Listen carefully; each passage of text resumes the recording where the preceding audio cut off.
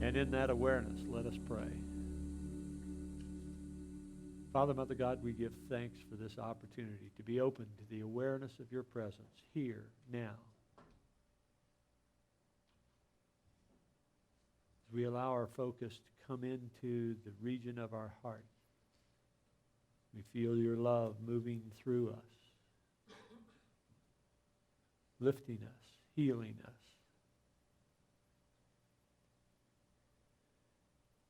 And as we allow this love to move on into this moment, unimpeded, unconditional, we feel the power of its transformation in us.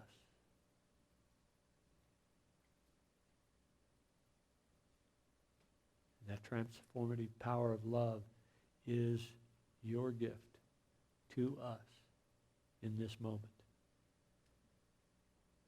And for that gift, we give thanks. And so it is that together we say, Amen. Well, will you be my friend? I've shared with you that my talks, the inspiration for my talks come from a variety of circumstances, experiences. Sometimes they happen the day before my talk, which is always useful, instead of the day after. And sometimes they are years in the making. Some ministers have the skill, I guess, to develop a library of talks, and from year to year they'll pull a talk out and tweak it, give it some fresh hair, and redeliver it. Well, I tried that one time, and I realized that it just didn't have the energy. So over the course of these 800 plus talks that I've given since we started this ministry back in 1999, I've come to the realization that, there are really just a few topics that I talk about, and I've become comfortable with that. Well, today it's about friendship.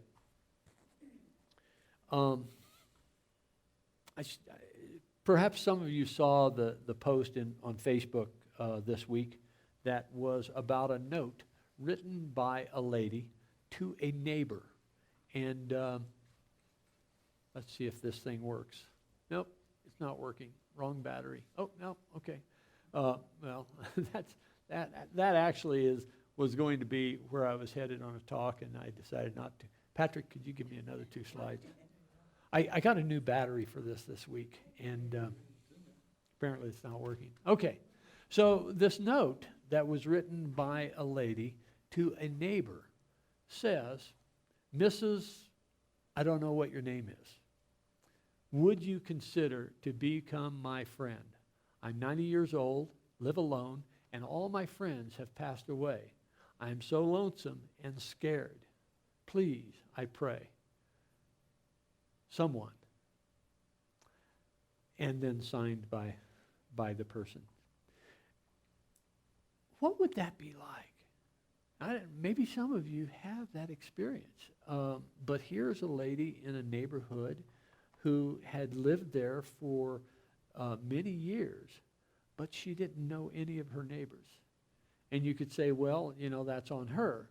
But on the other hand, that is her experience. That is what she is dealing with right now. And we can forgive her or not for reaching out and making friends. But as she said, my friends have all passed away. And so in that experience of life that she is having, that she is encountering, she is lonely and scared.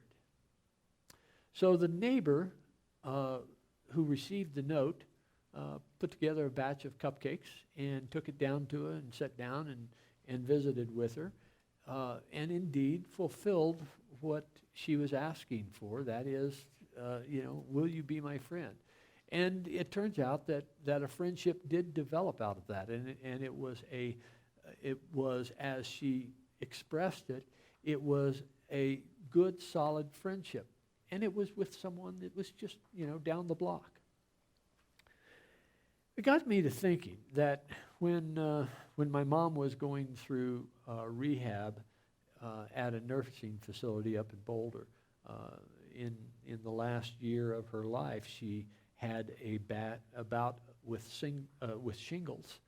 And many of you have experienced it. Many of you know people who have experienced it, and you know how painful and debilitating that malady can be. Well, she was in the Boulder Manor Nursing Home on Baseline in, Mohawk, thereabouts, in Boulder. And I lived over in South Boulder, so it was actually fairly easy for me to visit her, and I visited her as often as I could, particularly during the first period of her 3-month rehab. And one of the nurses stopped me on my way out one day, and she said, the nurses here really appreciate how frequently you visit your mom. And that surprised me because, I'm her son, I'm right. Regardless of the differences that we've had in the past, I nonetheless have the opportunity and the responsibility to provide with her for her what I could. And she went on to say that many of the patients in the rehab facility get no visitors, none. That they may have family, and the family may be near or far, but many of the residents just don't have people coming to visit. And I thought, what an interesting experience that must be for someone who has family to not be able to see them, housed in an institution like Boulder Manor. Boulder Manor is a clean, well-run facility as far as I could tell, but nonetheless, to be basically stuck there. Wow. Well, this note reminded me of that train of thought. Actually, that train of thought did not go very far in the past, but this note caused me to put myself in the place of this lady who was looking for friendship. And it occurred to me that we have, actually, each of us has the ability to reach out and to touch someone. Why not reach out to someone who is not having friends, does not have friends, does not have someone to come by and visit and say hi and care about how they're doing, other than a nurse who wants to make sure that your temperature is in range and your oxygen levels are sufficient for your blood. But someone who really has an interest in what this person is doing. Jesus offered us this principle. Next slide, please. Back up one slide. He offered us this principle of the 2 great commandments. 2 great commandments. Come on. I've said it so many times. You guys said it. Yeah? And love your neighbor as yourself. What was he trying to offer us? He was trying to offer us a gateway into the realization of God's presence by loving God with all our hearts and loving our neighbors as ourselves. And I think that he was very intentional. In fact, for me, those 2 principles are wedded.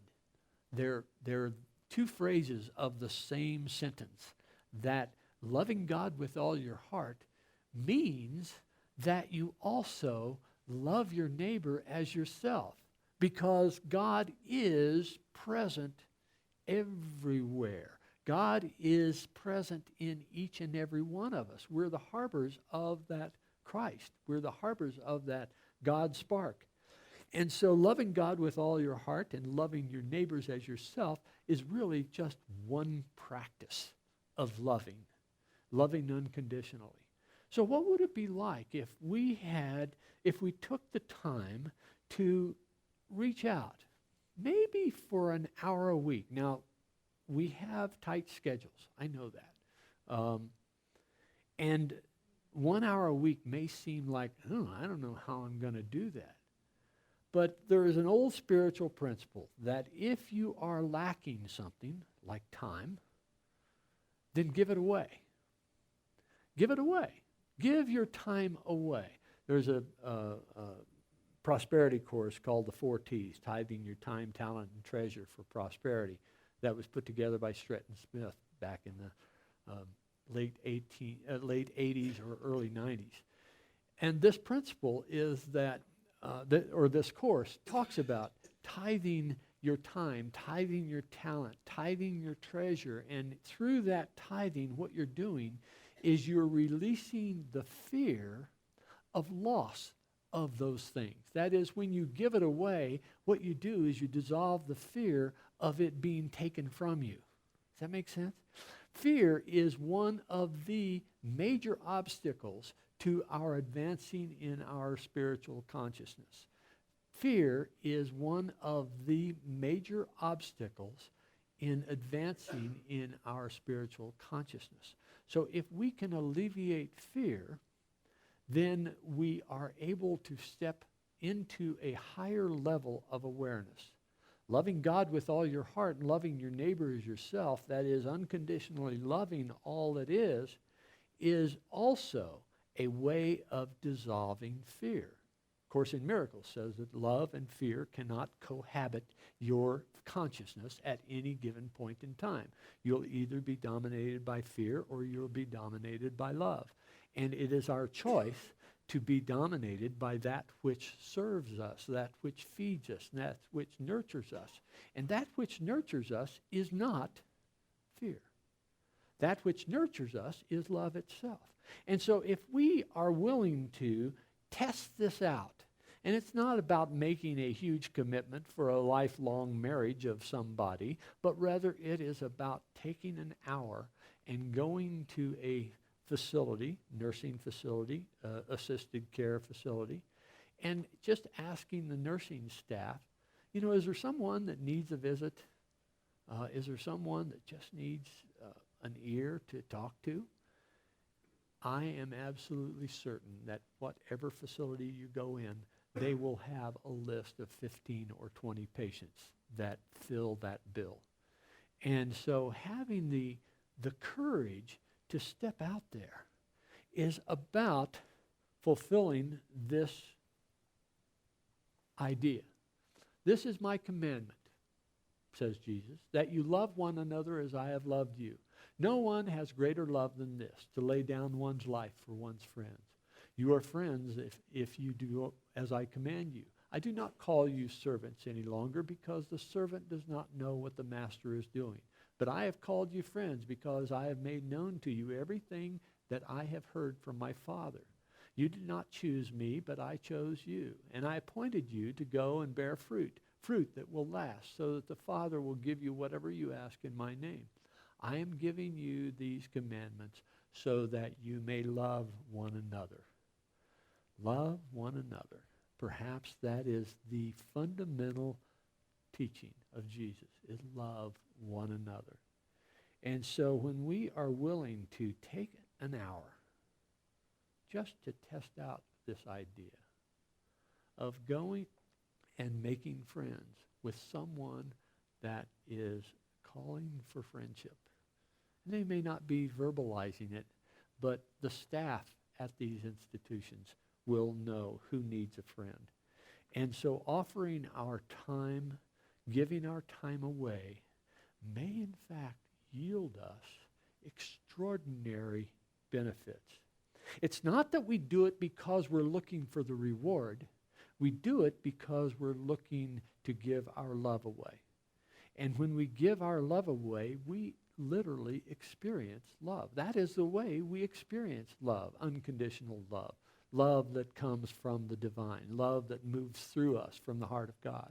That unconditional love is not the contractual love. It's not I'll love you if you do this, or I'll love you if you do that, but rather it is, I'll love you. You do whatever you want. I'll love you nonetheless. And so going to offer our time to these who are in need may in fact give us the benefit of realizing this unconditional love, making it real in our experience because we have chosen to give it away. So tithing our time is a way that will allow us to experience the benefit of letting go of fear that we don't have enough time. Letting go of fear that will allow us to realize, oh, wait a minute. I took that hour out this week, but wow, I've gotten a lot of stuff done this week.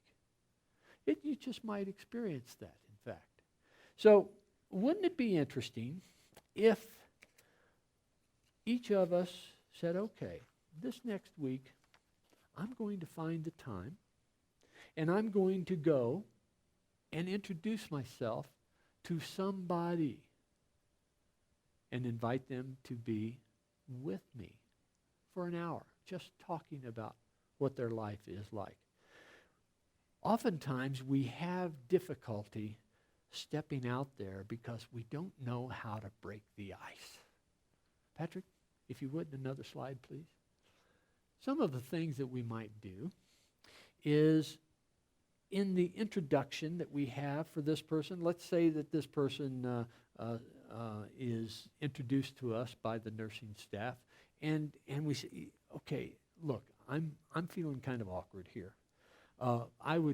I'd like to get to know you, so I'd like your help. Fill me in a little bit about your life. And if you're curious, I'd like to tell you a little bit about mine. So that kind of opens the door. Now, you may be very skilled at breaking the ice, and these suggestions are just fluff for you, of course. Well, of course, yeah.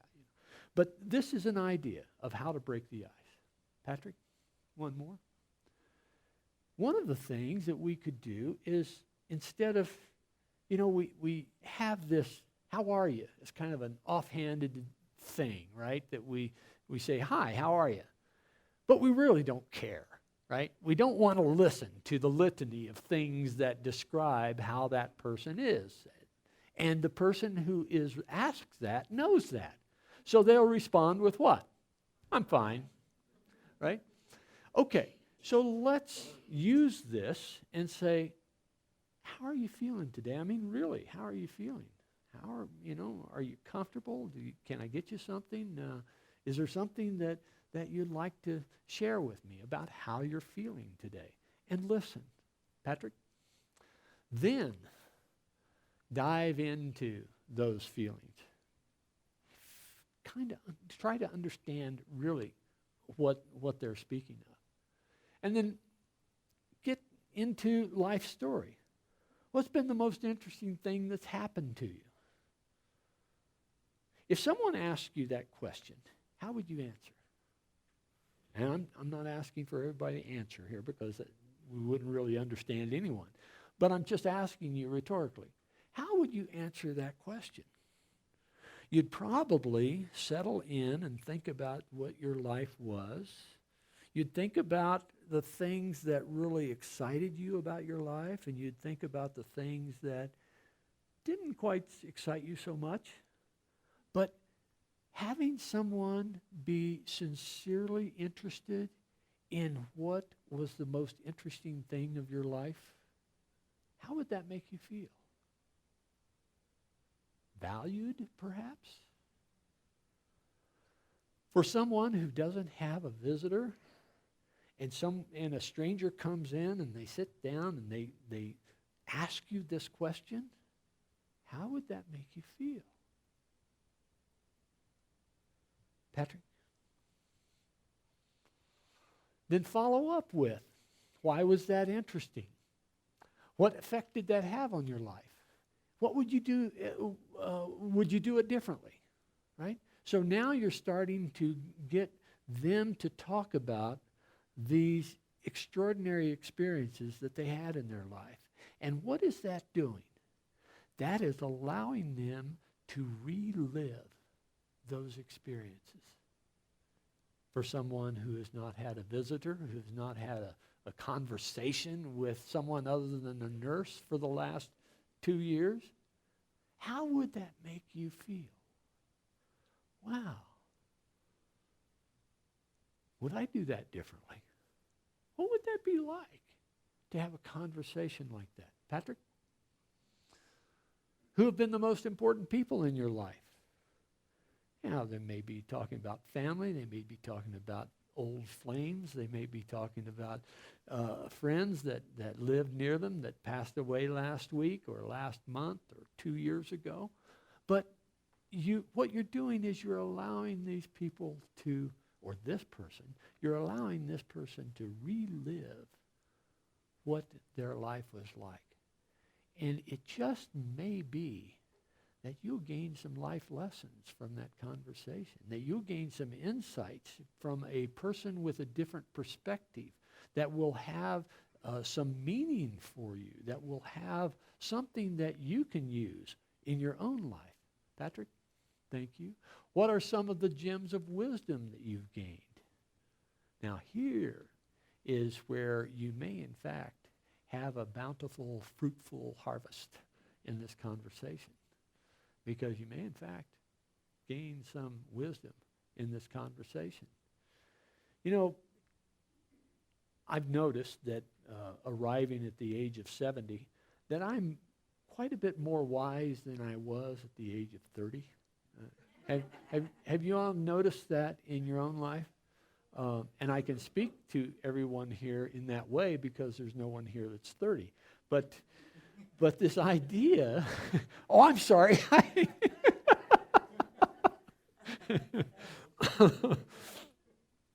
So, and then here's this one, Patrick.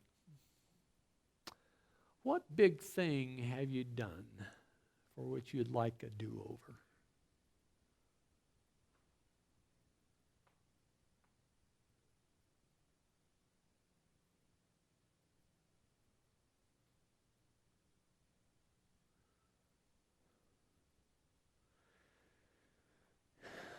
I was called into a confession I was an assistant up at Unity of Boulder back in the mid-90s.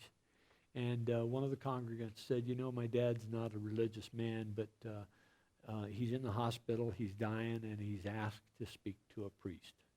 And he's not Catholic. I mean, he's... So this person asked Jack if Jack would go visit him, and Jack called me in and said, David, I'd like you to go visit this person. And that's what assistants do, right? They cover the things that the minister doesn't want to do.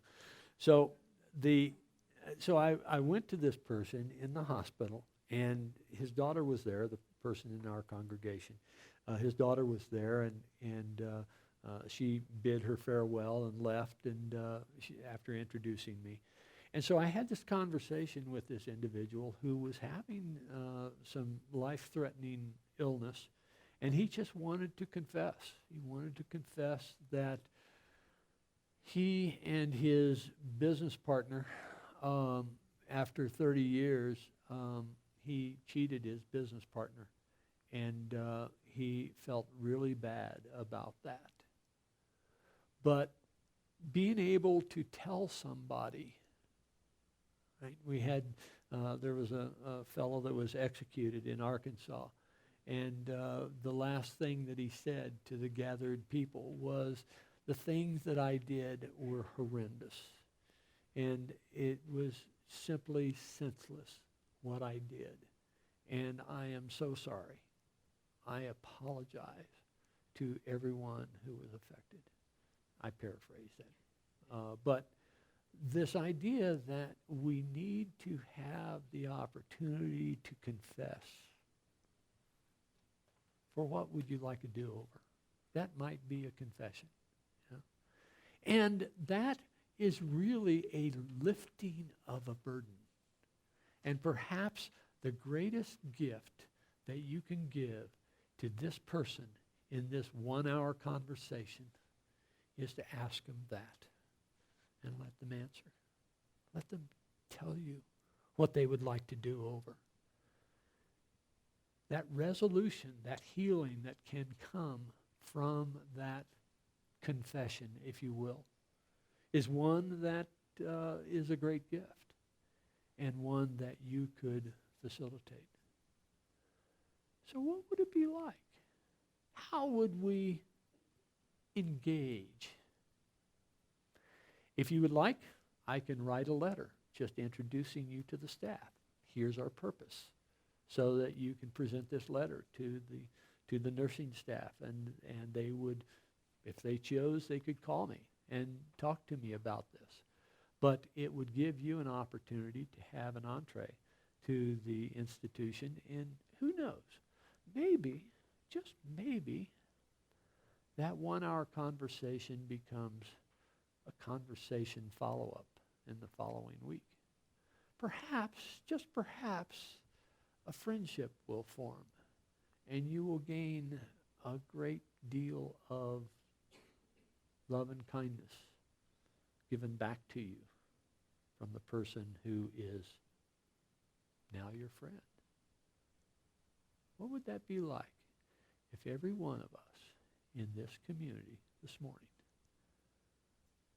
had a 1 hour conversation with someone who doesn't get that opportunity? How would that transform their lives? And perhaps, as important, how will it transform your life? We'll have our meditation. We'll have our medication. So take out your pot. We've got, it's legal now, so. Say what? Meditation. Yeah, it was. We'll have our medication.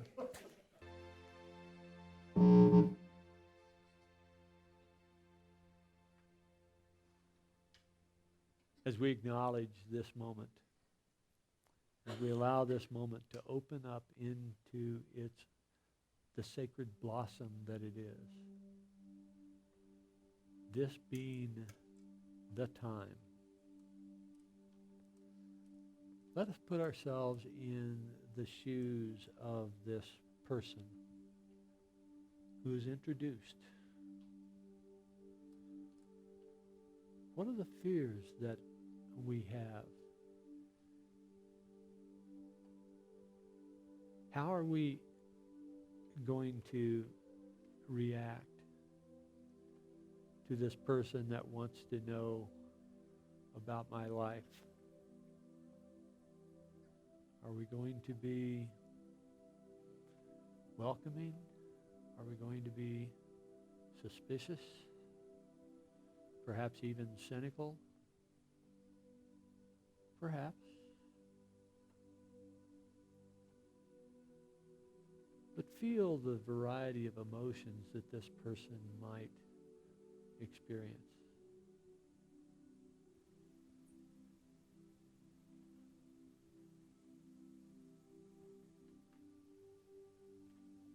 And now, as this person's visitor,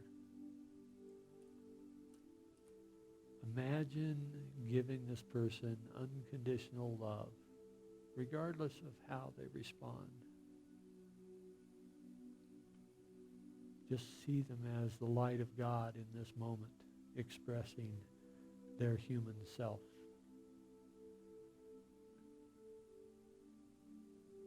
And let that be as it is.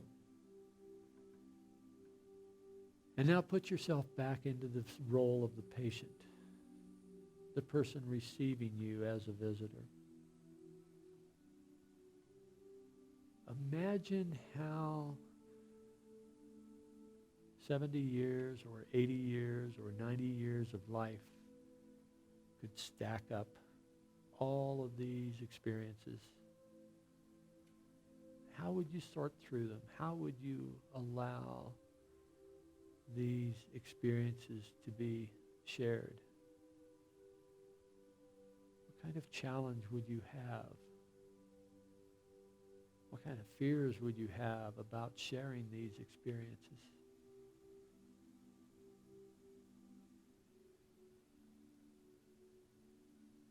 And then back in the role of the visitor, how would you respond to these fears with an open heart,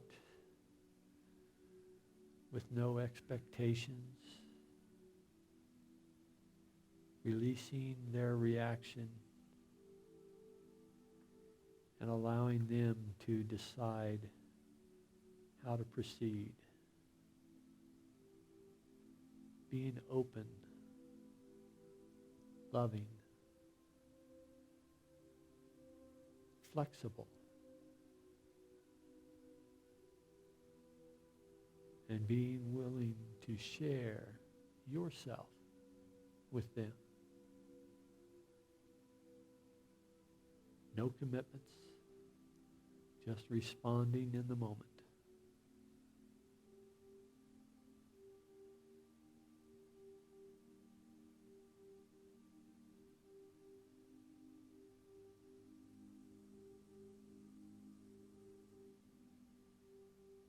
Now imagine how this relationship might unfold.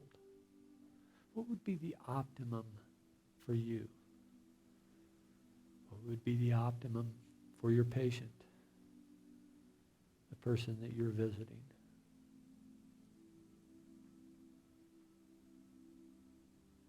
Envision that. Without attachment, envision that. See that manifesting. You have the power to hold that vision without attachment, to live that vision without expectation, and to be that love of God that is in the person's presence in that moment. Wow.